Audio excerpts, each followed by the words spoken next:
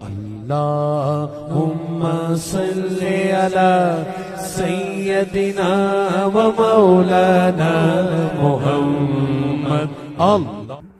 بسم اللہ الرحمن. السلام علیکم ورحمۃ اللہ وبرکاتہ.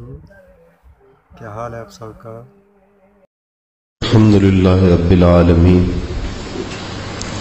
والصلاة والسلام علی اشرف الانبیاء والمرسلین وعلى آلہ واصحابہ اجمعین. قال اللہ تعالی وتبارک فی القرآن المجید والفرقان الحمید. بسم اللہ الرحمن الرحیم. سبحان الذی خلق الازواج کلها مما تنبت الارض ومن انفسهم ومما لا يعلمون. صدق اللہ مولانا العظیم وصدق رسولہ النبی الکریم الرؤوف الرحیم. اللہم نور قلوبنا بالقرآن وزین اخلاقنا بالقرآن وادخلنا الجنة بالقرآن ونجنا من النار بالقرآن. قال اللہ تعالی وتبارک فی شان حبیبہ مخبرا وآمرا ان اللہ وملائکتہ یصلون علی النبی یا ایہا الذین آمنوا صلوا علیہ وسلموا تسلیما. الصلاۃ والسلام علیک یا رسول اللہ وعلی آلک واصحابک یا محبوب رب العالمین. تمام حمد و ثنا، تعریف و توصیف اللہ جل مجدہ الکریم کی ذات بابرکات کے لیے، جو خالق کائنات بھی ہے اور مالک شش جہات بھی.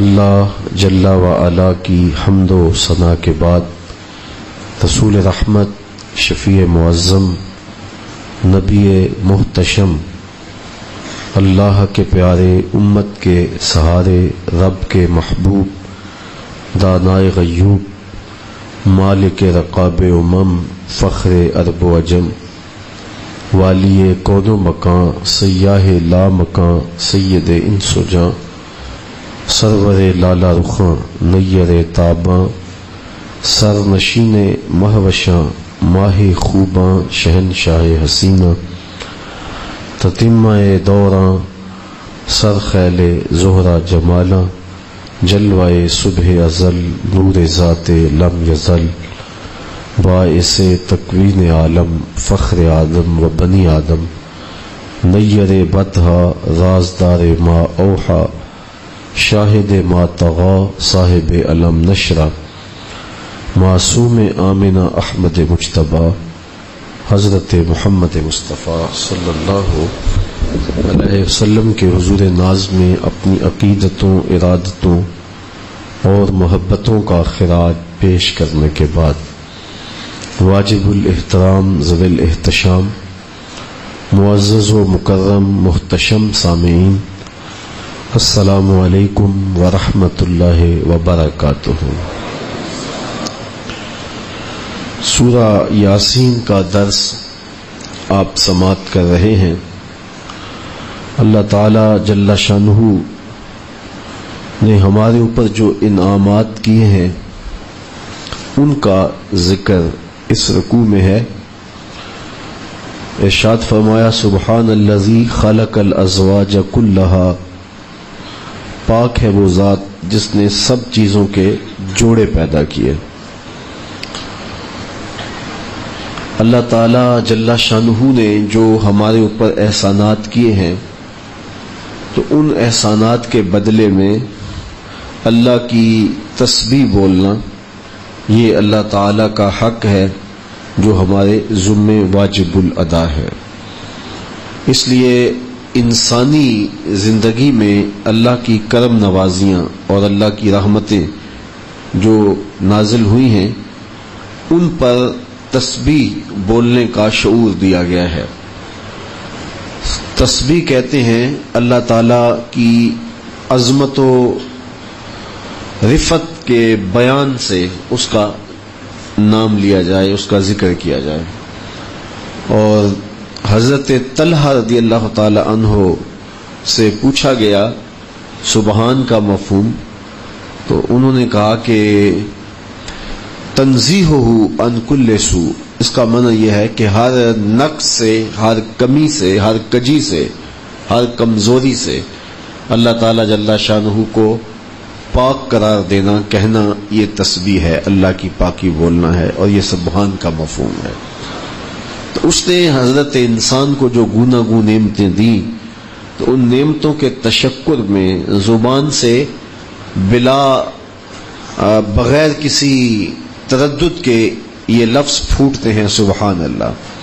تو فرمایا سبحان الذی خلق الازواج کلھا، وہ ذات پاک ہے جس نے سب چیزوں کے جوڑے پیدا کیے، مما تنبت الارض، ان چیزوں کے جوڑے بھی پیدا کیے جو زمین اگاتی ہے۔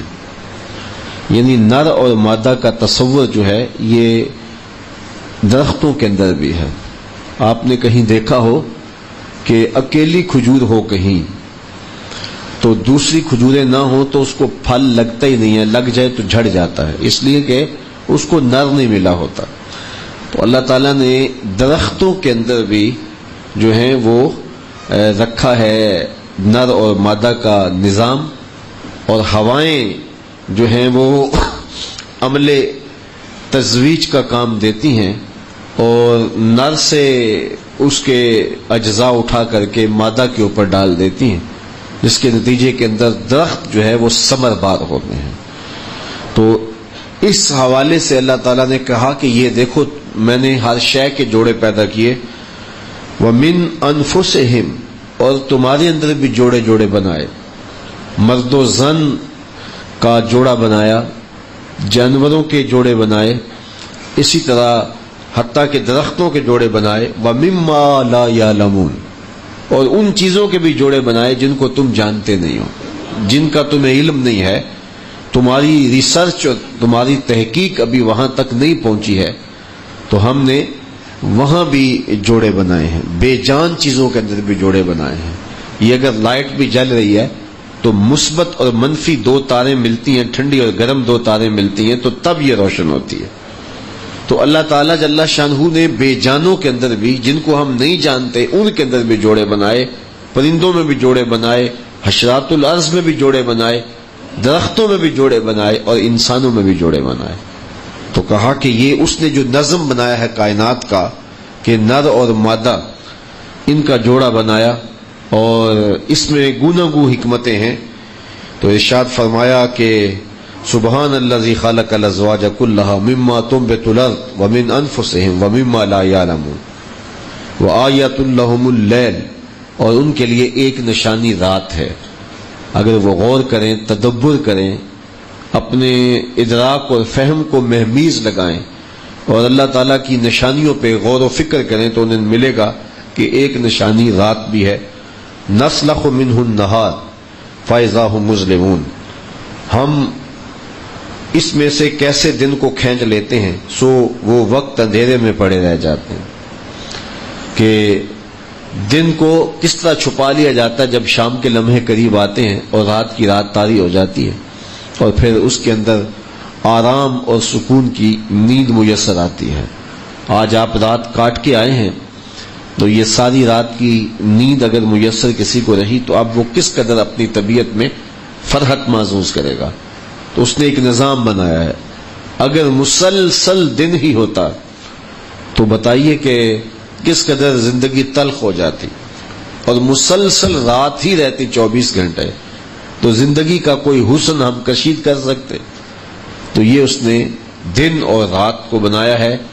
جب رات آتی ہے تو پھر انتظار ہوتا ہے دن کا، جو وقت گزرتا ہے تو جی چاہتا ہے اب دن طلوع ہو، پھر اچانک جب سورج کی کرنیں نمودار ہوتی ہیں تو طبیعت میں خوشی پھیلتی ہے، پرندے بھی چہچہانے لگ جاتے ہیں، اور کائنات ارضی سماوی کے اندر ایک خوشی کی لہر دوڑ جاتی ہے۔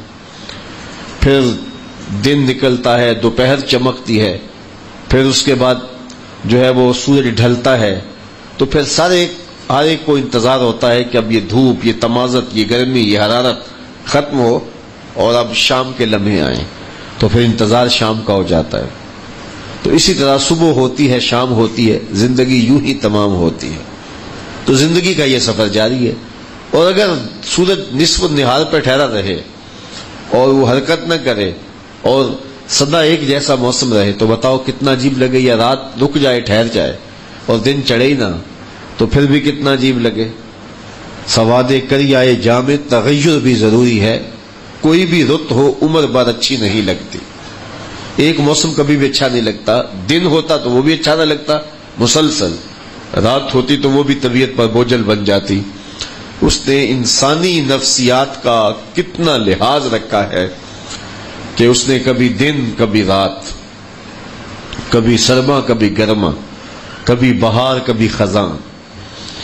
جب بہار آتی ہے تو طبیعت شادوں فرحاں ہو جاتی ہے، لیکن جب بہار کے دن گزرنے لگ جاتے ہیں تو طبیعت میں بہار کے لیے وہ دلچسپیاں نہیں رہتی. تو پھر پتے جھڑنے لگ جاتے ہیں، پھر خزاں طاری ہو جاتی ہے، پھر پتہ چلتا ہے کاش کہ وہ بہار کے لمحے دوبارہ آئیں. تو پھر انتظار ہوتا ہے، تو پھر دوبارہ بہار آتی ہے، شگوفے پھوٹتے ہیں، پتے نکلتے ہیں، بلبل گیت گاتے ہیں، کوئل کوکو کی فریاد کرتی ہے. تو پھر طبیعت کے اندر سرشاریاں پیدا ہونے لگ جاتی ہیں. دھوپ کڑک رہی ہوتی ہے، موسم کی شدت ہوتی ہے، گرمی پورے بانک پن پہ ہوتی ہے. تو پھر جی چاہتا ہے کہ کوئی رم جم برسے.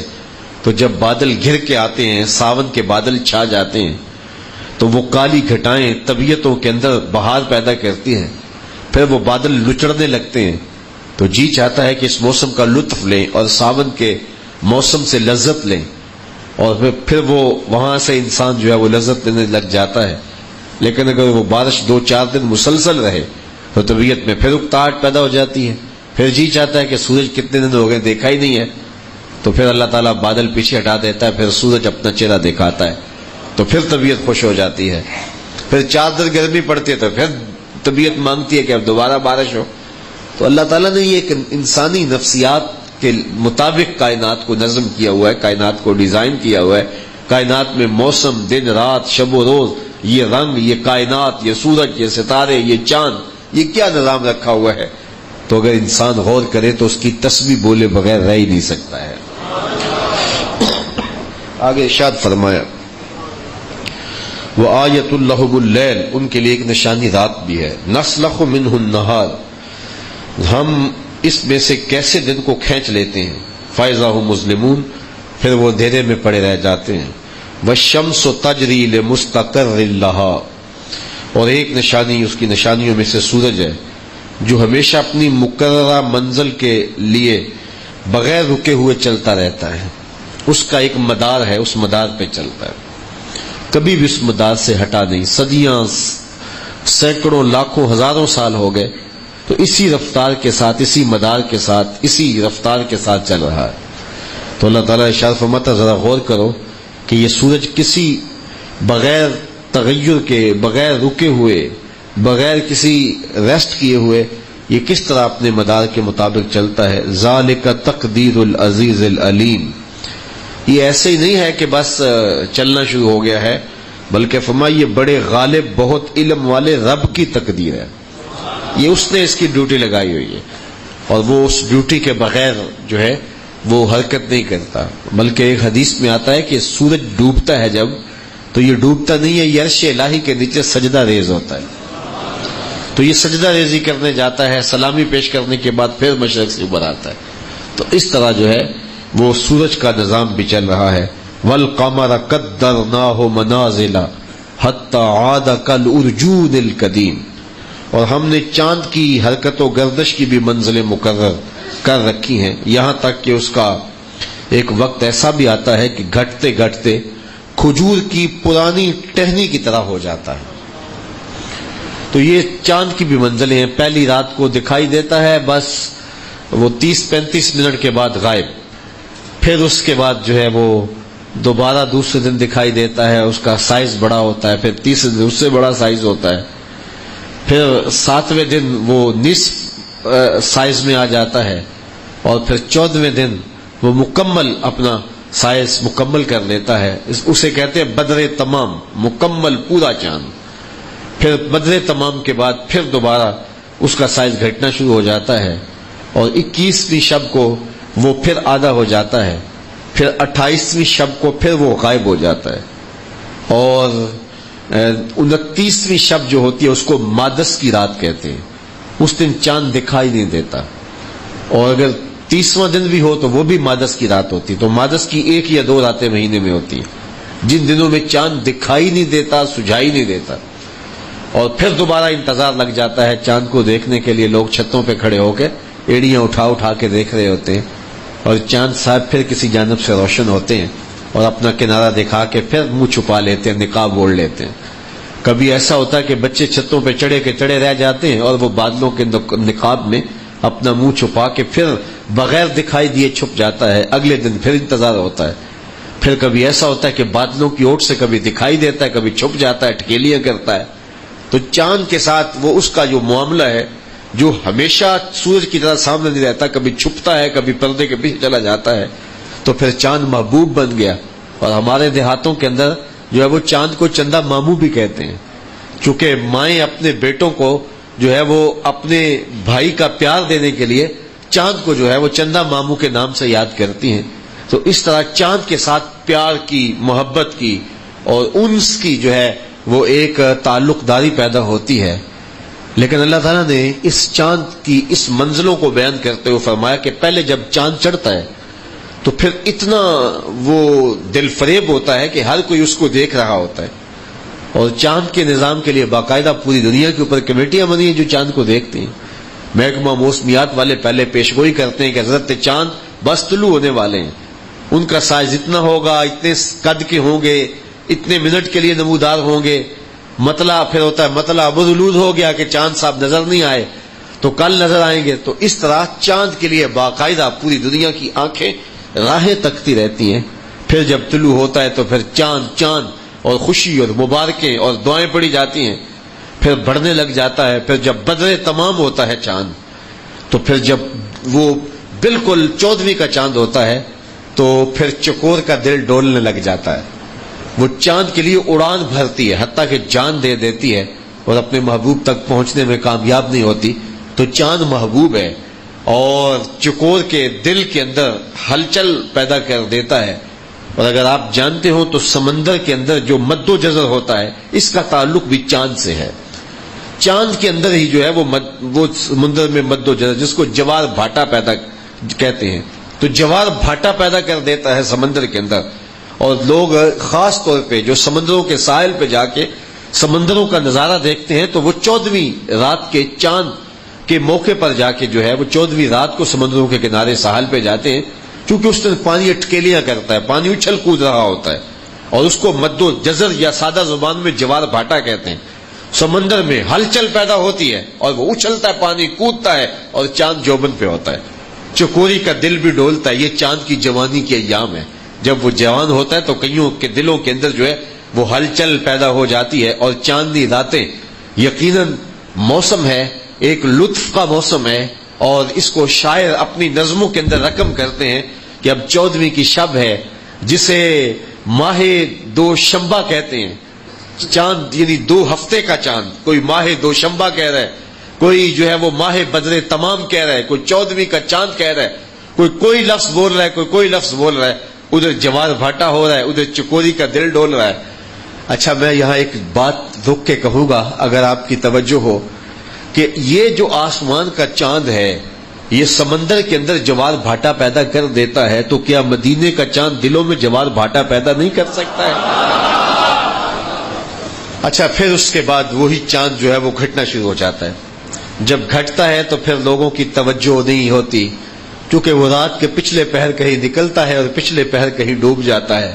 وہ آنکھیں جو چاند کی راہیں تکتی تھی، آج چاند جو ہے وہ رات کے اندھیرے کے اندر نکلتا ہے، اندھیرے میں غروب ہو جاتا ہے، نہ اس کا کوئی راہ تکتا ہے اور نہ کوئی آتے دیکھتا ہے، نہ جاتے رخصت کرتا ہے۔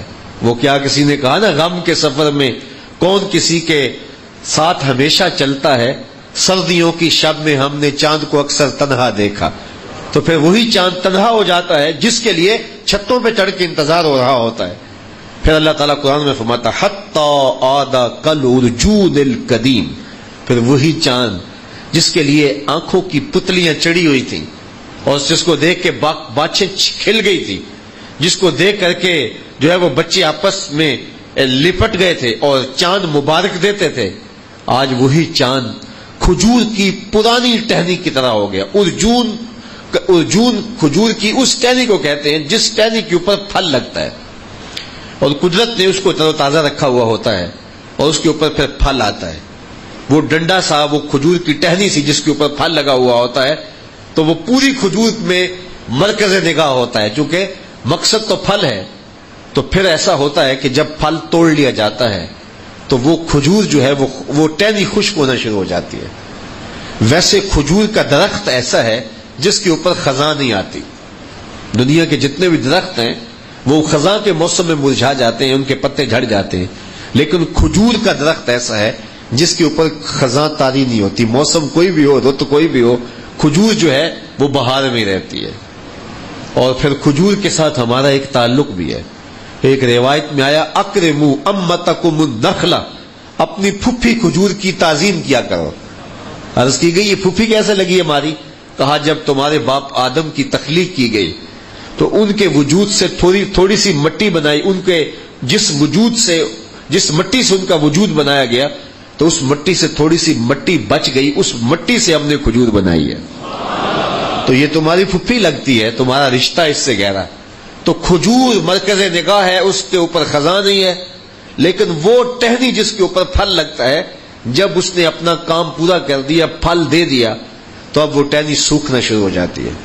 باقی اس کے پتے نہیں خشک ہوتے، وہ ان پہ خزاں ہے ہی نہیں، لیکن وہ ٹہنی کبھی آپ نے غور کیا ہو تو وہ خشک ہونا شروع ہو جاتی ہے، پھر اس کو بالآخر کاٹ دیا جاتا ہے۔ اللہ فرماتا ہے یہی مثال چاند کی ہے کہ پہلے وہ لوگوں کی نگاہوں کا مرکز تھا، پھر شباب کے جوبن پہ گیا، پھر راتوں کی تنہائیوں میں چڑھتا ہے، تنہائیوں میں ڈوب جاتا ہے، اور پھر وہ وقت آیا کہ وہ کھجور کی خشک ٹہنی کی طرح ہو گیا، بے توقیر، نہ اس پہ پھل لگے گا، نہ اس کو کوئی توجہ دیتا ہے، نہ محبت کی نظر جو ہے وہ دیکھا جاتا ہے۔ وہ ٹہنی بھی اس طرح گول اس طرح ہوتی ہے، اس طرح کھجور کی طرح خمدار ہوتی ہے، چاند کی طرح خمدار ہوتی ہے۔ تو کہا حتی عاد کالارجون القدیم۔ سامعین، اگر آپ کی توجہ ہو تو یہ ساری کہانی حضرت انسان کی بیان کی گئی ہے۔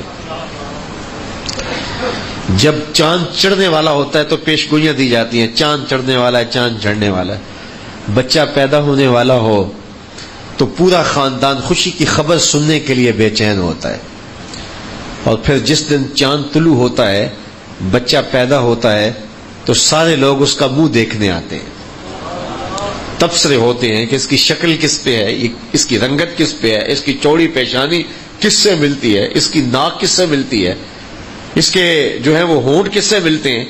تو وہ چاند کی طرح لوگوں کی محبتوں کا مرکز، خاندان کی آنکھوں کا تارا ہو جاتا ہے، اور کتنے بچوں کا نام بھی محبت سے چاند رکھ دیا جاتا ہے۔ تو بچہ جب پیدا ہوتا ہے تو پیدا ہونے والے چاند کی طرح وہ محبوب نگاہ ہوتا ہے، محبوب نظر ہوتا ہے۔ پھر اس کے بعد منزل بمنزل بڑھتا چلا جاتا ہے، جو بڑھتا چلا جاتا ہے اس کی روشنی بڑھتی چلی جاتی ہے، ماں باپ دیکھ دیکھ کے اس کو جیتے ہیں، اور خاندان کی آنکھوں کی نظر کا، آنکھوں کا خمار ہوتا ہے، اور پھر منزل بمنزل طے کرتے ہوئے جب وہ جوانی پہ، جوبن پہ، شباب پہ پہنچتا ہے، تو جس طرح چاند شباب پہ پہنچتا ہے تو چکور کا دل ڈولتا ہے، تو جب یہ بھی شباب پہ پہنچا تو اس کی نظروں کا خمار کتنے کے دلوں کی جو ہے وہ بستیوں کو اجاڑنے لگا، اور کتنوں کے دل لوٹنے لگا، اور اس کی جوانی کا ترنگ، اور اس کا باغپن، اور اس کا قدِ رانا، اور اس کی نرگسی آنکھیں، اور اس کی چوڑی پیشانی، اور اس کے خوبصورت ہونٹ، ان کو شاعر اپنے حسن کا اور اپنی غزلوں کا مضمون بناتے ہیں، عنوان بناتے ہیں۔ اس کی جوانی بھی پھر کتنوں کے دلوں کے اندر جو ہے وہ جوار بھاٹا پیدا کرنے لگی، جس طرح سمندر میں ہلچل ہوتی ہے، اس طرح اس کی جوانی کے، اس کے جوبن کے ایام میں بھی پھر دلوں میں جوار بھاٹے پیدا ہونے لگے، اور دلوں کی بستیاں جو ہیں وہ اتھل پتھل ہونے لگی، اور چکور کی طرح کئیوں کے دل ڈولنے لگے، اور پھر وہ وقت گزرا، پھر بڑھاپے کی طرف منزل شروع ہوئی، تو پھر وہ وقت بھی آیا کہ چاند راتوں کو طلوع ہوتا ہے، اور راتوں کو کہیں غروب ہوتا ہے، تو کوئی دیکھنے والا ہی نہیں ہوتا، اور پھر وہ وقت بھی آتا ہے کہ وہ چاند اب کبڑا ہو گیا اور اب چارپائی پہ لگ گیا، بولو براز بھی چارپائی پہ، حتی عادا کل ارجود القدیم، کھجور کی اس پرانی ٹہنی کی طرح ہو گیا۔ اب گھر والے بھی اکتائے ہوئے ہیں، بابا کھانستا ہے تو وہ کہتے ہیں کہ بچے ڈسٹرب ہوتے ہیں۔ وہ کیا مرحلے آ گئے؟ یہ وہی تھا جس کو دیکھنے کے لیے لوگ بے چین تھے، یہ وہی تھا کہ جو گلی سے گزرتا تھا تو سینوں میں دل ڈولتے تھے، یہ وہی تھا کہ بات کرتا تھا تو لوگ پھول سمجھ کے چنتے تھے، یہ وہی تھا کہ جس کی خطابت کے تنتنے تھے، جس کی گفتار کے تذکرے تھے، یہ وہی تھا کہ جس کی جو ہے وہ آنکھوں کی مستی دلوں کے اندر قیامتیں توڑتی تھی۔ لیکن آج حتی عادا کل ارجود القدیم، یہ وہی زلفیں تھیں جنہیں شاعروں نے کبھی ناگن کہا تھا اور کبھی ان زلفوں کو کالی گھٹا کہا تھا، لیکن اب وہ بال جڑ گئے اور وہ میڈیاں جو ہیں وہ اس طرح کی ہو گئی کہ خوف آنے لگا۔ اللہ فرماتا ہے انسان غور کرے، چاند جس طرح منزلیں طے کرتا چلا جاتا ہے، حتی عادا کل ارجود القدیم، مرد ہو یا عورت ہو، بچپنے سے لے کے جوانی تک اور جوانی سے لے کے بڑھاپے تک، وہ بھی منزل بمنزل اپنے سفر پہ گامزن ہے۔ للشمس ينبغي لها ان تدرك القمر ولا الليل سابق النهار وكل في فلك يسبحون، نہ سورج کی یہ مجال کہ وہ اپنا مدار چھوڑ کر چاند کو جا پکڑے، اور نہ رات ہی دن سے پہلے نمودار ہو سکتی ہے، اور یہ سب ستارے ہوں، سیارے ہوں، چاند ہو، سورج ہو، اپنے اپنے مدار میں حرکت پذیر ہے۔ کبھی ایسا نہیں ہوا کہ جو ہے وہ سورج ابھی موجود ہو تو چاند طلوع ہو گیا ہو، کبھی ایسا نہیں ہوا کہ جو ہے وہ چاند کے وقت پہ سورج نکل آیا ہو، تو اپنے اپنے مدار میں وہ طلوع ہوتے ہیں اور اپنے اپنے مدار میں وہ غروب ہوتے ہیں، تو سب ایک خاص مقدار میں چل رہے ہیں، ایک معیار میں اور ایک مدار میں چل رہے ہیں۔ وَآیَةٌ لَهُمْ أَنَّا حَمَلْنَا ذُرِّيَّتَهُمْ فِي الْفُلْكِ الْمَشْحُونِ، اور ایک نشانی ان کے لیے یہ بھی ہے کہ ہم نے ان کے آباء و اجداد کو جو ذریت آدم علیہ السلام میں تھے بڑی کشتی میں سوار کر کے بچا لیا تھا۔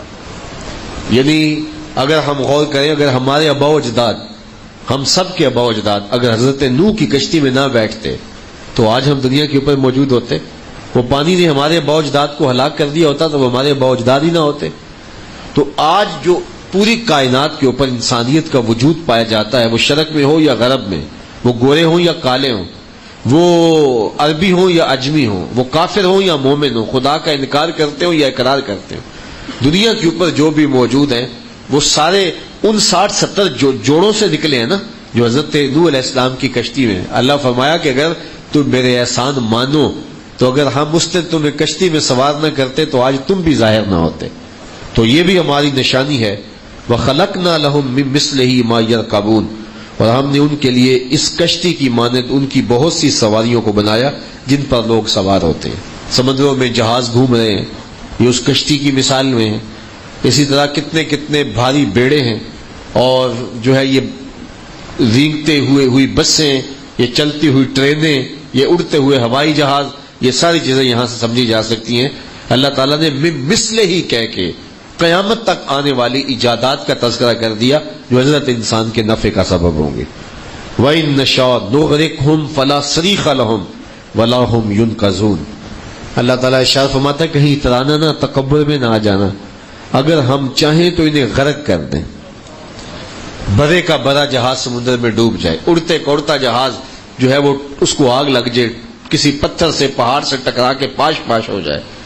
اللہ تعالیٰ ارشاد فرماتا ہم ایسا کر سکتے ہیں، پھر ان کے لیے کوئی فریاد کو پہنچنے والا بھی نہ ہو اور ان کو کوئی بچائے بھی نہ، اور ان کا پتہ بھی نہ ملے کتنے جہاز گرے ہیں، ابھی تک سمجھ نہیں آ رہی کہ ان کا ملبہ کہاں ہے۔ آج کی جدید دنیا میں جب انچ انچ کائنات کا چپا چپا جو ہے وہ سیٹلائٹ کی آنکھوں کے سامنے ہے، لیکن اس کے باوجود کتنے جہاز ہیں جو گرے ہیں، ابھی تک پتہ ہی نہیں چلتا کہ وہ کہاں گرے ہیں اور ان کے ساتھ ماجرا کیا ہوا، ان کے ساتھ قیامت کیا ٹوٹی اور کتنے سمندروں میں ڈوب گئے، اور آج ان کی خبر بھی ہم نہیں پا رہے۔ اللہ فرماتا ہے وَإِن نَّشَاءْ نُغْرِقْهُمْ، اگر ہم چاہیں تو ان کو غرق کر دیں۔ اللہ اکبر، فَلَا صَرِيخَ لَهُمْ، اور ان کی کوئی چیخ بھی نہ سنے، کوئی فریاد بھی نہ سنے، وَلَا هُمْ يُنْقَذُونَ، اور نہ وہ بچائے جائیں۔ لیکن اس کے باوجود ہم جہازوں کو کنارے لگا رہے ہیں، ہم اڑتے ہوئے جہازوں کو منزل تک پہنچا رہے ہیں. فرمایا الا رحمتا منا، یہ ہماری رحمت کے صدقے سے ہو رہا ہے. مت سمجھو یہ پیٹرول کا کمال ہے، مت سمجھو کہ اس کا ڈیزائن بڑا اچھا ہوا ہے، مت یہ سمجھو کہ اس کا پائلٹ بہت اچھا جو اڑا کے لے گیا. اللہ کہتا ہے یہ پائلٹ کا کمال نہیں، یہ انجن کا کمال نہیں ہے، یہ ہماری رحمت کا کمال ہے. یہ ہماری رحمت سے وہ منزل تک پہنچا ہے. وَمَتَاعًا إِلَىٰ حِينٍ، اور ایک مقررہ مدت تک کا فائدہ ہے. تم نے جینا ہے کچھ عرصہ، اس عرصے کے لیے موت تمہاری خود حفاظت کرے گی، اور تم موت کی آغوش میں نہیں جا سکتے ہو، اس لیے کہ زندگی کی حفاظت خود موت کرتی ہے. وَإِذَا قِيلَ لَهُمُ اتَّقُوا مَا بَيْنَ أَيْدِيكُمْ وَمَا خَلْفَكُمْ لَعَلَّكُمْ تُرْحَمُونَ، اور جب ان سے کہا جاتا ہے کہ تم اس عذاب سے ڈرو جو تمہارے سامنے ہے اور جو تمہارے پیچھے ہے، کہ تاکہ تمہارے اوپر رحم کیا جائے. یہ ساری نشانیاں بتانے کا مقصود کیا تھا کہ انسان اللہ تعالیٰ کے قہر و غضب سے بچے، ڈرے، اور اپنی زندگی کو منظم اور مرتب کر لے اور تقوی سے مالا مال کر لے. تو کہا کہ جب یہ کہا جائے ان سے کہ ڈرو جو تمہارے آگے ہے، جو پیچھے ہے، ان عذابوں سے بچو، ڈرو. وما تاتیہم من آیہ، اور ان کے رب کی نشانیوں میں سے کوئی بھی نشانی ان کے پاس نہیں آتی. من آیات ربہم، ان کے رب کی جانب سے، الا کانوا عنہا موردین، مگر یہ بدبخت کافر اس سے اعراض ہی کرتے ہیں، منہ پھیرتے ہیں. یہ رب کی طرف سے نشانیوں کا انکار کرتے ہیں اور اپنی زندگی کے نشیب و فراز پر غور نہیں کرتے. وَإِذَا قِيلَ لَهُمْ، اور جب ان سے کہا جائے، ان کی ایک اور خصلت بات، یعنی اتنی نشانیاں ہیں کائنات کے اندر، اگر ان پہ غور کرنا چاہیں تو اللہ کا انکار نہ کر سکے. اور اگر انسان غور تدبر کی توفیق سے مالا مال ہو جائے تو اس کے اپنے وجود کے اندر کتنی نشانیاں. ایک مقام پہ فرمایا وَفِي أَنفُسِكُمْ أَفَلَا تُبْصِرُونَ، تم دیکھتے کیوں نہیں ہو، تمہارے اندر ہی بہت ساری نشانیاں رکھی ہیں. اگر تم اپنے اندر ہی اتر جاؤ، اپنے اندر ہی اتر جاؤ، زبان کے اوپر پھیلے ہوئے 4000 پٹھے اور ان کے اوپر ذائقے کی رکھی ہوئی قوتیں، اور زبان کے لٹھڑے کو بولنے کی توفیقات، اور جبڑوں سے مخارج کی ادائیگی، اور یہ سب کچھ ہم نے تمہاری زبان کے لیے رکھا ہوا ہے. پھر تمہاری قوتیں جو ہے وہ سماعت اور کانوں کے پردوں کے اندر نغموں کا جہان، پھر تمہارے سونگھنے کی قوت، پھر تمہارے دیکھنے کی قوت، پھر تمہارے دماغ کی قوت. انسان ذرا غور کر کے تیرے لیے تیرے رب نے کیا رکھا ہے، کتنی نشانیاں ہیں رب کی کہ جن پر ہم کبھی تدبر اور غور نہیں کرتے، اور اگر وہ چھن جائیں تو پھر پتہ چلتا ہے یہ کتنی بڑی نشانی تھی. میرا ایک ملنے والا ہے، اس کے منہ میں جو یہ قدرتی لعاب پیدا ہوتا ہے، یہ قدرتی گریس ہے جو بولنے میں مدد دیتی ہے، اس کی مقدار تھوڑی ہے، کم آتی ہے، اور وہ بنیادی طور پہ ایک لیکچرار ہے. تو اس کے لیے بولنا مشکل ہو گیا، اور وہ لپسٹک لگاتا ہے اور منہ کے اندر جو ہے وہ ڈرافٹس ڈالتا ہے، اور پھر 10 منٹ بولتا ہے، پھر دوبارہ یہ نہیں پڑتی ہے. مسئلہ کیا ہے اسے؟ مسئلہ یہ ہے کہ منہ کے اندر لعاب جو آتا ہے اس کی مقدار تھوڑی ہے. ہم تو بار بار تھوک دیتے ہیں نا، لیکن ہمیں نہیں پتا یہ رب نے کیا سسٹم لگایا ہوا ہے. یہ قدرتی گریس ہے جو بولنے میں مدد دیتی ہے، اور اس کی یہ تھوڑی سی کم ہے، اور اس کی وجہ سے بولنے میں دقت ہے. بار بار حلق خشک ہو گیا، زبان خشک ہو گئی، منہ خشک ہو گیا، اور پھر اس کو سپرے کرنا پڑتا ہے منہ کے اندر، اور پھر تھوڑا بولتا ہے، پھر دوبارہ وہی کیفیت. اور مجھے ایک دن بتا رہا تھا کہ اس وجہ سے میری ایک آنکھ بھی بالکل بند ہو گئی، اب دوسری آنکھ بھی متاثر ہو رہی ہے. اب ہم نے کبھی سمجھا ہے کہ یہ بھی کوئی نعمت ہے جو ہمیں قدرتی تھوک دیا گیا ہے، جو روزانہ کئی بار ہم تھوک دیتے ہیں، تو یہ بھی اللہ کی نعمت ہے. کبھی ہم نے اس کا احساس ہی نہیں کیا کہ یہ کتنی بڑی نعمت ہے. وہ دنیا کے ایک امیر ترین شخص کی آنکھوں کے جو پپوٹے تھے اس کے پٹھے ختم ہو گئے، اور ڈاکٹر سلوشن ٹیپ لگا کے اس کی آنکھیں بند کرتا تھا اور کھولتا تھا. تو کسی نے اس کو کہا کہ زندگی کی سب سے بڑی خواہش، کہا کاش اپنی مرضی سے اپنی آنکھیں کھول سکوں. تو کہا اس کے لیے کوئی پیسے لگانے پڑے، تو کہا ساری دولت جھونک دوں گا. تم نہیں سمجھتے کتنی تکلیف ہے کہ اپنی آنکھ اپنی مرضی سے نہیں کھول سکتا. اور ہم نے کبھی اس پر غور ہی نہیں کیا کہ رب نے کتنی بڑی نعمت دی ہے، کیونکہ کبھی بل نہیں نہ آیا، کبھی اس کا بل نہیں. یہ قدرتی سسٹم ہے، آٹومیٹک سسٹم. ادھر سے تنکا اڑا، ادھر آنکھ بند ہو گئی.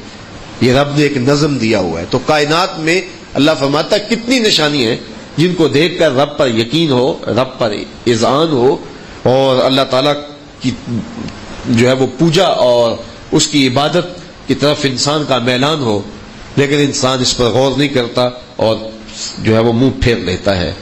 اور بڑی بڑی نشانیاں یہ گنوائیں، یہ سورج ہے، یہ چاند ہے، یہ ستارے ہیں، یہ شمس و قمر کا نظام ہے، یہ سمندر میں چلتی ہوئی کشتیاں ہیں، یہ اڑتے ہوئے جہاز ہیں، یہ پھیلی ہوئی کائنات ہے، یہ تمہارے انفس میں آفاق میں نشانیاں ہیں. اچھا، ان کی ایک اور خصلت بد، وَإِذَا قِيلَ لَهُمْ أَنفِقُوا مِمَّا رَزَقَكُمُ اللَّهُ، اور جب ان سے کہا جائے کہ تم اس میں سے راہ خدا میں خرچ کرو جو اللہ نے تم کو رزق دیا ہے. قَالَ الَّذِينَ كَفَرُوا لِلَّذِينَ آمَنُوا، تو کافر آگے سے حجتیں کرتے ہیں، جواب دیتے ہیں، أَنُطْعِمُ مَن لَّوْ يَشَاءُ اللَّهُ أَطْعَمَهُ، ہم ان کو کھلائیں جن کو اللہ نے نہیں کھلایا. اگر ان کی قسمت میں ہوتا تو اللہ ان کو دیتا. تو دیکھیے یہ کتنے بدبخت لوگ ہیں. ایک تو اپنے مال سے خرچ نہیں کرتے، اور دوسرا ان غرباء کی، ان مساکین کی تذلیل کرتے ہیں، اور تیسری بات اللہ تعالیٰ پر اعتراض کرتے ہیں. تو یہ کتنے بدبخت ہیں. حالانکہ ان کو اگر محروم رکھا گیا ہے، ان کو اگر مسکین رکھا گیا ہے اور تمہیں دولت دی گئی ہے تو یہ تمہارا کمال نہیں تھا. ان کے اعضاء بھی تمہارے اعضاء کے برابر ہیں. ان کو بھی اللہ نے صحت، خیریت، عافیت، دماغی طاقتیں سب کچھ دی ہے، تمہیں بھی دی ہے.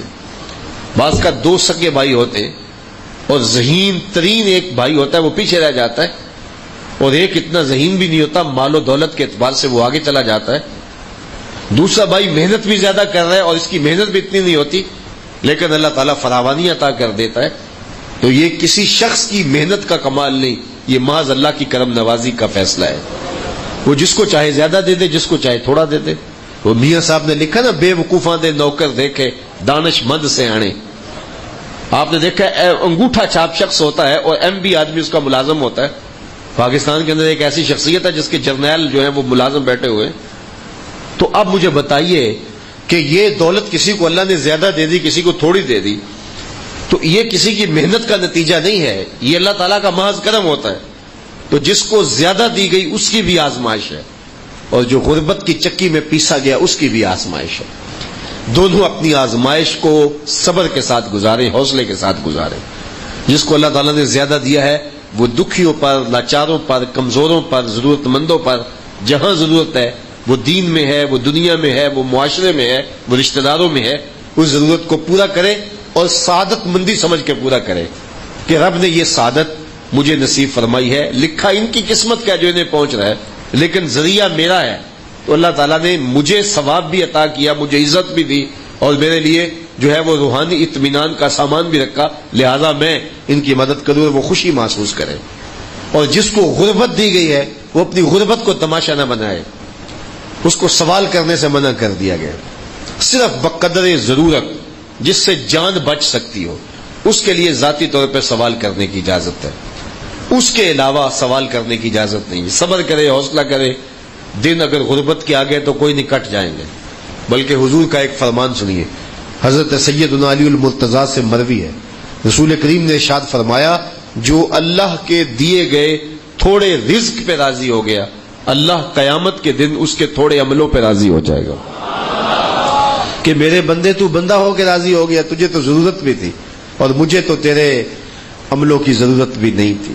تو جو اللہ کے دیے رزق پر، تھوڑے رزق پہ راضی ہو گیا، اللہ قیامت کے دن اس کے تھوڑے عملوں پہ راضی ہو گیا.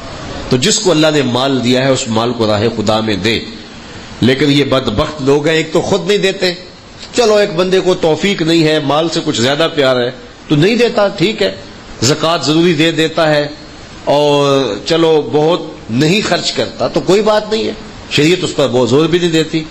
لیکن اگر وہ کسی کو دیتے ہوئے دیکھ کر بھی بے چین ہو تو یہ بڑی بدبختی ہوتی ہے. تو اس معاشرے کے اندر، چونکہ ہم بھی اس معاشرے میں رہتے ہیں، کئی لوگ ایسے ہوتے ہیں کہ جو خود تو خرچ کرنے کی توفیق نہیں پاتے، لیکن ان کا بخل اتنا گندا ہوتا ہے کہ وہ کسی کو بھی راہ خدا میں دیتا ہوا دیکھ کے خوش نہیں ہوتے. میرے والد گرامی فرمایا کرتے تھے کہ ایک شخص گھر میں پلٹا نا تو وہ بڑا کنجوس تھا، تو اس کے چہرے پہ یبوست طاری تھی، غصہ تھا، طبیعت کے اندر بے چینی تھی. تو بیوی مزاج کو سمجھتی تھی. اس نے سوچا کہ یہ کسی نے مجبور کیا ہوگا اور اس کے ہاتھ سے کوئی 2 کوڑیاں نکل گئی ہوں گی، تو یہ تلخی طبیعت میں اس وجہ سے ہے. تو اس نے کہا کہ آج بڑے پریشان ہو, اللہ کی راہ میں کوئی دے آئے ہو؟ اس نے کہا نہیں, دے کے نہیں آیا, کسی دیتے ہوئے کو دیکھ آیا ہوں. تو کچھ لوگ ایسے ہوتے ہیں کسی کو راہ خدا میں دیتا ہوا بھی دیکھے تو ان کی طبیعت میں اس سے بھی تلخی آ جاتی ہے. تو اب ان کی مثال بیان فرمائی. جب ان سے کہا جائے کہ اللہ نے تمہیں جو رزق دیا ہے, تمہیں دولت دی ہے, اس سے خرچ کرو. قال الذین کفروا للذین آمنوا, تو وہ اہل ایمان سے کہتے ہیں انطعم من لو یشاء اللہ اطعمہ, جس کو رب نے غریب رکھا ہے ہم ان کو کیوں دیں؟ تو یہ ایک دلیل آگے سے دیتے ہیں. ان انتم الا فی ضلال مبین, اللہ تعالیٰ ارشاد فرماتا ہے تم تو کھلی گمراہی میں ہو. کتنے بدبخت لوگ ہو کہ تم راہ خدا میں دینے کی بجائے تم الٹا جو ہے وہ تنقید کرتے ہو.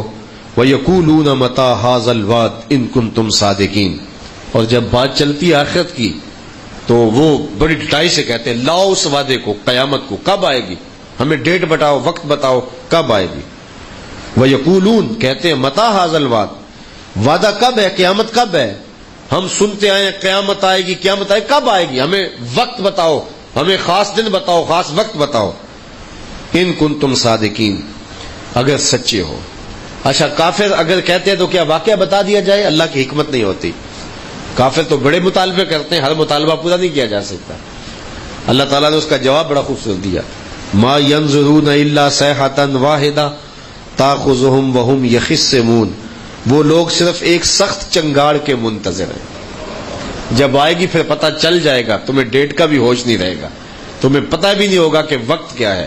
یومی یجعل الولدان شیبا, اللہ قرآن میں فرماتا جب وہ چنگاڑ ہوگی تو اس کا خوف اتنا ہوگا کہ پیدا ہوتے بچے کے بال سفید ہو جائیں گے.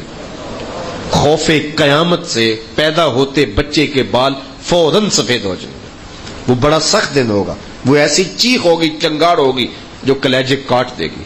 اذا زلزلت الارض زلزالها واخرجت الارض اثقالها وقال الانسان ما لها یومئذ تحدث اخبارها, وہ ایک ایسا زوردار جھٹکا ہوگا کہ ہر شے اکھڑ کے, پہاڑ اکھڑ کے, درخت اکھڑ کے, قبروں سے مردے اکھڑ کے باہر آ جائیں گے. وہ ایک چنگاڑ ہوگی, چیخ ہوگی. ارشاد فرما وَيَقُولُونَ مَتَىٰ هَٰذَا الْوَعْدُ إِن كُنتُمْ صَادِقِينَ مَا يَنظُرُونَ إِلَّا صَيْحَةً وَاحِدَةً, وہ ایک سخت چنگاڑ کے منتظر ہیں. تَأْخُذُهُمْ وَهُمْ يَخِصِّمُونَ, وہ آپس میں جگڑ رہے ہوں گے تو وہ آ کے پکڑ لے گے. حضور نے ارشاد فرمایا کہ ایک آدمی کے پاس گاہک آئے گا اور وہ کپڑے کا تھان کھول کے اس کی طرف ایسے کپڑا پھینکے گا اور ابھی اس کو سمیٹنے کا موقع نہیں ملے گا کہ قیامت قائم ہو جائے. ایک آدمی دودھ دھونے لگے گا, دودھ نہیں دھو سکے گا, قیامت قائم ہو جائے گی. تو جب آئے گی تو وہ اتنی اچانک آئے گی کہ بس سارے دیکھتے رہ جائیں گے. فلا یستطیعون توصیۃ ولا الی اہلہم یرجعون, پھر نہ تو وہ کوئی وصیت کرنے کے قابل ہوں گے, اتنا وقت نہیں ہوگا کہ وصیت ہی کر سکے. ولا الی اہلہم یرجعون, اور نہ اپنے گھر کی طرف پلٹ سکیں گے. اگر راستے میں ہیں تو راستے میں, اگر سفر پہ ہیں تو سفر میں, اگر گھر میں ہیں تو گھر میں, اگر کاروبار پہ ہیں تو کاروبار پہ, جہی ہوں گے وہی ڈیر ہو جائیں گے. پھر کسی کو گھر پہنچنے کی بھی مہلت نہیں ہوگی, وصیت کی مہلت بھی نہیں ہوگی. وَنُفِخَ فِي الصُّورِ وَإِلَىٰ رَبِّهِمْ يَرْجِعُونَ, اور سب اپنے رب کی طرف پلٹ جائیں گے. اچھا وَلَا إِلَىٰ أَهْلِهِمْ يَرْجِعُونَ, اور نہ وہ اپنے گھر کی طرف پلٹ پائیں گے. وَنُفِخَ فِي الصُّورِ, اور اس دن سور پھونکا جائے گا. فَإِذَا هُم مِّنَ الْأَجْدَاثِ إِلَىٰ رَبِّهِمْ يَنْسِلُونَ, یہ دوسری مرتبہ جو سور پھونکا جائے گا اس کا تذکرہ ہے. پھر لوگ قبروں سے نکل کے اپنے رب کی طرف دوڑ رہے ہوں گے. اس پر کئی قول ہیں کہ وہ قبروں سے نکل کے رب کی طرف دوڑ کیوں رہے ہوں گے. کہا جو فرما بردار ہوں گے وہ شوق سے دوڑ رہے ہوں گے, اور جو نافرمان ہوں گے جب ان کو آواز پڑے گی تو وہ ڈر سے دوڑ رہے ہوں گے کہ ساری زندگی نافرمانیاں کرتے رہے, اب حشر میں جانے کے لمحے ہیں تو اب جو ہے وہ کیوں ہم دیر کریں, اور جلدی سے وہ دوڑ رہے ہوں گے. اور تیسری بات یہ بھی ہے کہ قبروں کے اندر جو کفار ہیں ان کو اتنی تکلیفیں پہنچ رہی ہوں گی کہ جب نکلیں گے تو حشر کی طرف دوڑیں گے کہ شاید وہاں کوئی سوکھ کی ہوا ہو, وہاں کوئی ٹھنڈی ہوا مل جائے.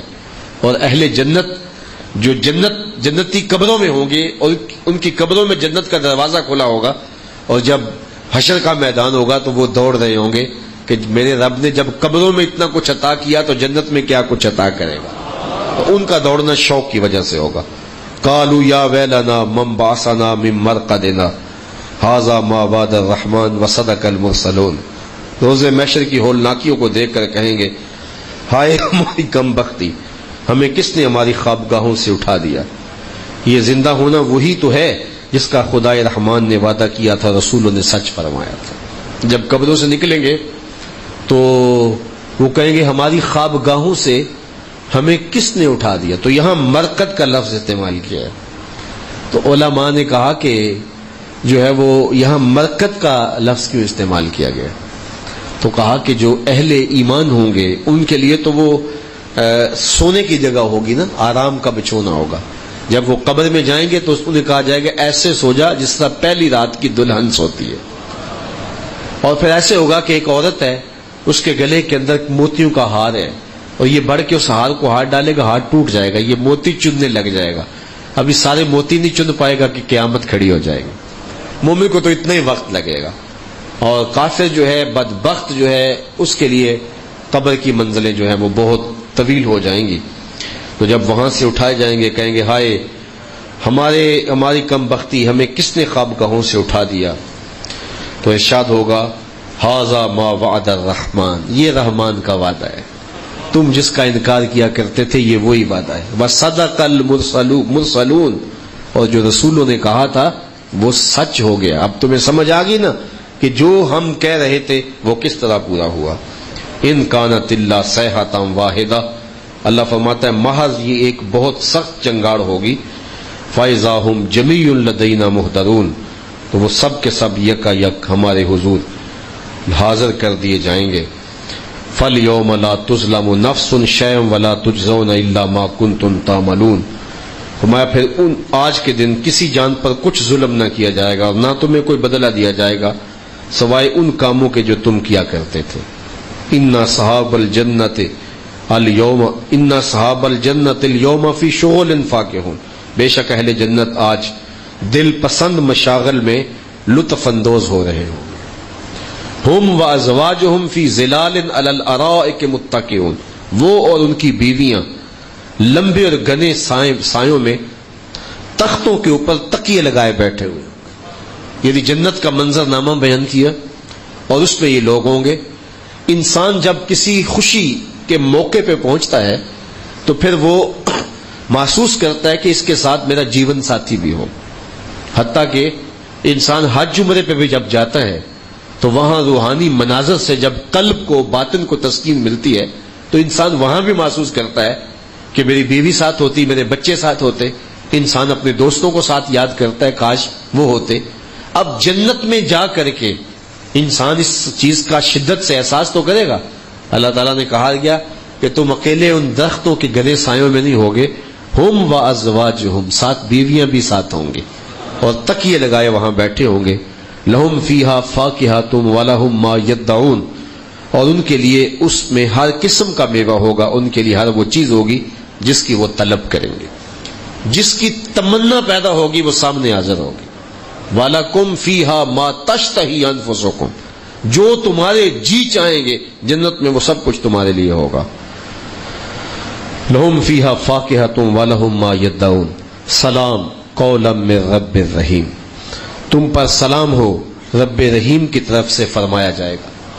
اللہ تعالیٰ کا فرمایا ہوا سلام انہیں پہنچایا جائے گا. یہ تمہارے رب کی طرف سے تمہارے اوپر سلامتیوں کا نزول ہو رہا ہے. ساری زندگی دکھ جھیلے، تکلیفیں سہی، عبادت کی شدتیں سہی، لوگوں کی نظریں بدکاریاں کرتی تھی، تم نے پہرے بٹھائے.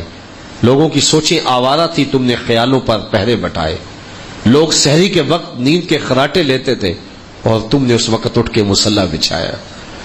لوگ حرام حلال کی تمیز نہیں کرتے تھے، تم نے حلال کا اہتمام کیا. مشقتیں سہی، جھیلی. فرمایا آج تمہارا رب تمہیں سلام فرماتا ہے، رب کی طرف سے سلام نازل ہوگا. وَامْتَازُوا الْيَوْمَ أَيُّهَا الْمُجْرِمُونَ، اور اے مجرموں تم آج نیکوکاروں سے الگ ہو جاؤ. اس نے اللہ امتیاز پیدا کر دے گا. وَامْتَازُوا وامتاز الیوم ایھا المجرمون، اس نے اللہ تعالیٰ مجرموں کو اور نیکوکاروں کو الگ الگ کر دے گا، اور یہ بڑا رسوائی کا دن ہوگا کہ جب مجرم الگ ہوں گے اور نیکوکار الگ ہوں گے۔ اللہ اکبر، یہ کتنی ذلت ہوگی اس دن۔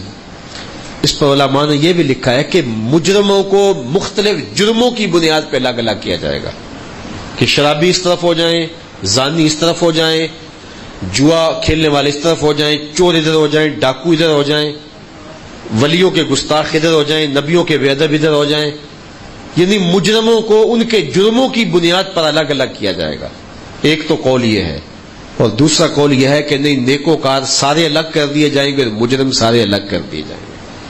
تو وہ بڑا سخت دن ہوگا۔ وامتاز الیوم ایھا المجرمون الم احد الیکم یا بنی آدم الا تعبدوا الشیطان انہ لکم عدو مبین۔ اللہ فرمائے گا، اے اولاد آدم، ہم نے تم سے اس بات کا عہد نہیں لیا تھا کہ تم شیطان کی پوجا نہیں کرو گے، بے شک وہ تمہارا کھلا دشمن ہے۔ وَأَنِعْبُدُونِی، اور یہ وعدہ نہیں لیا تھا کہ تم صرف میری ہی پوجا کرو گے۔ ھذا صراط مستقیم، یہ بالکل سیدھا راستہ ہے۔ وَلَقَدْ أَضَلَّ مِنْكُمْ جِبِلًّا كَثِيرًا، اور بے شک اس نے تم میں سے بہت سی خلقت کو گمراہ کر ڈالا۔ افلم تکونوا تعقلون، پھر کیا تم عقل نہیں رکھتے تھے؟ اس نے بہت سارے لوگوں کو برباد کیا اور تمہارے سامنے لوگ لٹتے رہے اور اس کا شکار ہوتے رہے، تو تمہارے اندر عقل نہیں تھی کہ شیطان کی ہتھ کنڈوں کا شکار نہ ہوتے؟ پھر اللہ تعالیٰ ارشاد فرمائے گا، ھذہ جہنم التی کنتم توعدون، یہ وہی دوزخ ہے جس کا تم سے وعدہ کیا گیا تھا۔ دوزخ حشر کے میدان میں لائی جائے گی، مجرم الگ کھڑے ہوں گے، نیکوکار الگ کھڑے ہوں گے۔ قیامت کے دن صرف دو برادریاں ہوں گی اس دنیا کے اوپر، امیر غریب، چودھری کمی، شہری دیہاتی، عرب عجم، گورے کالے، کئی تقسیمات ہیں اس دنیا کے اوپر، لیکن قیامت کے دن یہ ساری تقسیمات ختم ہو جائیں گی۔ صرف دو برادریاں ہوں گی، ایک نیکوکار برادری، ایک بدکار برادری۔ اللہ اکبر۔ اللہ تعالیٰ ارشاد فرمائے گا کہ جہنم کو لایا جائے، 70,000 زنجیروں میں جکڑ کے جہنم کو میدان حشر میں لایا جائے گا، اور اس کی آگ بھڑک رہی ہوگی، اور کچھ مجرموں کو تو جہنم خود اپنے اندر کھینچ لے گی۔ ایک روایت میں آتا ہے کہ جہنم کو لمبی گردن دی جائے گی، اور حشر کے میدان کے اندر جس سمت مجرم ہوں گے وہ گردن جہنم سے نکل کے مجرموں کو تلاش کرے گی، کچھ خاص جرموں والے لوگ ہوں گے، ان کو وہاں سے لپیٹے گی اور لپیٹ کے اپنے اندر کھینچ لے گی۔ ذرا اس ہولناکی کا تصور کیجئے، جب مجرموں کے سروں کے اوپر جہنم کی گردن منڈلا رہی ہوگی، اور ہر ایک کا پتا پانی ہوگا کہ پتہ نہیں یہ کس کو اچک لے، اور خاص مجرموں کو وہ اچک کے جہنم خود اپنے اندر کھینچ لے گی، باقیوں کو فرشتے گھسیٹ کے جہنم کے اندر ڈالیں گے۔ اور اللہ تعالیٰ نے 70 گز لمبی زنجیریں فرشتوں کو دی ہوں گی، اور فرشتوں کو وہ کہے گا، خذوہ فغلوہ ثم الجحیم صلوہ، انہیں پکڑو، انہیں جکڑو، اور انہیں جکڑ کے جہنم کی آگ میں ڈال دو۔ اللہ پورے قہر و جلال پہ ہوگا۔ ھذہ جہنم التی کنتم توعدون۔ جب ان آیات پہ حضور علیہ السلام پہنچتے تھے، پڑھتے پڑھتے تلاوت کرتے تو آنکھیں آنسو کا خراج دے رہی ہوتی تھی۔ اصلوها اليوم بما کنتم تکفرون، آج اس دوزخ میں داخل ہو جاؤ اس وجہ سے کہ تم کفر کرتے رہے ہو۔ الیوم نختم علی افواہہم، آج ہم ان کے منہ پر مہر لگا دیں گے۔ وتکلمنا ایدیہم، اور ان کے ہاتھ ہم سے باتیں کریں گے۔ وتشہد ارجلہم، اور ان کے پاؤں ہم سے باتیں کریں گے۔ بما کانوا یکسبون، جو وہ کمایا کرتے تھے۔ وَلَوْ نَشَاءُ لَطَمَسْنَا عَلَىٰ أَعْيُنِهِمْ فَاسْتَبَقُوا الصِّرَاطَ فَأَنَّىٰ يُبْصِرُونَ، اور اگر ہم چاہتے تو ان کی آنکھوں کے نشان تک مٹا دیتے، آنکھیں اچک لیتے، اور جو چشم خانوں کے نشان ہیں وہ بھی باقی نہ رہتے۔ ماتھے کے ساتھ سیدھا رخسار تک جو ہے وہ بالکل آنکھوں کا پتہ ہی نہ ہوتا کہ یہاں کبھی آنکھیں بھی ہوتی تھی، اگر ہم چاہتے تو آنکھیں اچک لیتے ان کی۔ فَاسْتَبَقُوا الصِّرَاطَ، اللہ تعالیٰ ارشاد فرماتا پھر راستے پر دوڑتے، فَأَنَّىٰ يُبْصِرُونَ، تو وہ دیکھ نہ پاتے۔ وَلَوْ نَشَاءُ لَمَسَخْنَاهُمْ عَلَىٰ مَكَانَتِهِمْ فَمَا اسْتَطَاعُوا مُضِيًّا وَلَا يَرْجِعُونَ۔ اللہ تعالیٰ ارشاد فرماتا ہے، اور اگر ہم چاہتے تو ان کی رہائش گاہوں پر ہی ہم ان کی صورتیں بگاڑ دیتے۔ یہ دنیا کے اوپر جو وہ کرتے رہے ہیں، جو وہ جرم کرتے رہے ہیں، یہ تو ہماری کرم نوازی ہے کہ ہم نے دنیا پر ان کو کہا نہیں ہے. جن آنکھوں سے بدکاریاں کرتے تھے ان آنکھوں کو اچک لیتے، اور اگر ہم چاہتے تو وہ گھروں میں بیٹھے ہوتے، ہم ان کی شکلیں بگاڑ دیتے. فَمَسْتَطَاعُوا مُضِيًّا وَلَا يَرْجِعُونَ، اور پھر وہ آگے جانے کی قدرت نہ رکھتے اور نہ ہی واپس لوٹ پاتے. سورہ یاسین کے یہ 4 رکوع مکمل ہوئے. 5ویں رکوع کے اندر معاد کا ثبوت فراہم کیا گیا ہے کہ ہم پلٹ کے آخرت میں اللہ کے حضور پیش ہونا ہے. اس کو 3 دلیلوں کے ساتھ بیان کیا ہے، اور اس سے قبل اللہ تعالیٰ نے انسان کو جو ارذل عمر میں پہنچا کے اس کی آزمائش کی ہے اس کا تذکرہ کیا ہے. تو انشاءاللہ کل کے یوم جب دوبارہ حاضری ہوگی، اللہ نے صحت عافیت رکھی، آج بھی طبیعت کچھ ایسی تھی لیکن میں نے کہا ناغہ نہ ہو، خدمت ہو گیا. کل اللہ صحت عافیت دے تو انشاءاللہ دوبارہ آپ کے سامنے حاضری ہوگی. توفیقات الہیہ میری آپ کی مدد کریں تو کل دعا بھی ہوگی، اور انشاءاللہ کل ہم سلام بھی بارگاہ رسالت مآب میں پیش کریں گے، اور دعا کے بعد اجازت ہوگی. پھر اللہ نے زندگی چاہی اس دعا کے ساتھ رخصت ہوں گے. اللہ بار بار زندگی میں ہمیں صحت عافیت کے ساتھ